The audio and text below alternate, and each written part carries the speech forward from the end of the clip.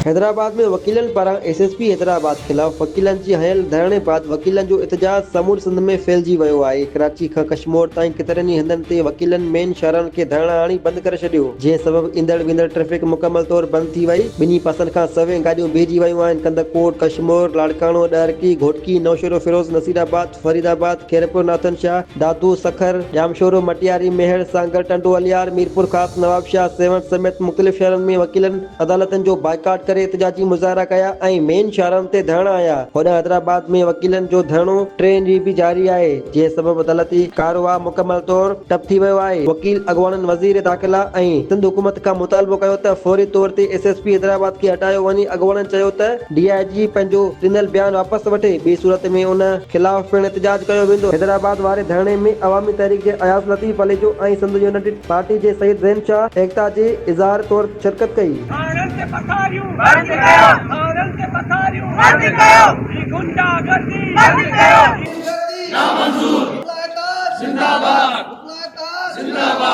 हैदराबाद के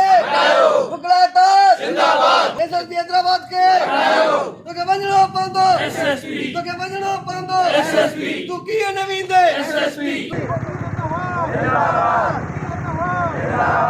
असांजा सॼी सिंध जा वकील सॼी सिंध जा वकील आहिस्ता आहिस्ता हींअर सरापे एहतजाज थींदा था वञनि ऐं इंशाअल्लाह असां वकील साहिबान हर ताल के जिते बि कोर्ट हूंदी सॼी कोर्टुनि जो कमु बंदि करे सभई रोडनि ते निकिरी ईंदासीं ऐं असां जेको आहे ज़िले जा जेके बि असांजा वकील आहिनि उहे बि। सिंध गवर्नमेंट के लाइ कहिड़ा लफ़्ज़ ॻाल्हायां त ही गवर्नमेंट हिन मामले खे सुलझाइण जे बजाए उलझाए पई ऐं हिन मामले खे मथीं लेवल ते न खणी वञो ऐं असांजी हिकिड़ी डिमांड आहे त SSP हैदराबाद खे हटायो। हाणे जेको आहे Karachi bar association, Lahore bar association, पूरे सिंध जूं बार एसोसिएशन जेके आहिनि असां पंहिंजे वकिलात असां गॾु आहियूं ऐं स्ट्राइक जारी रहंदी। SSP हैदराबाद खे हटायो वञे फिल फ्लोर ते।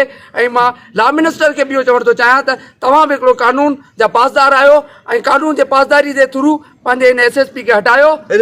FIR कराई वई आहे जेको असां सम्झूं था ग़लति हिकु क़दम आहे और जल्द अज जल्द हिकिड़ी उहो FIR उहो ख़तमु कयूं वञनि ऐं अहिड़े हवाले सां जेका DIG जेका बयान ॾिना आहिनि DIG पर वापसि बयानु वठे।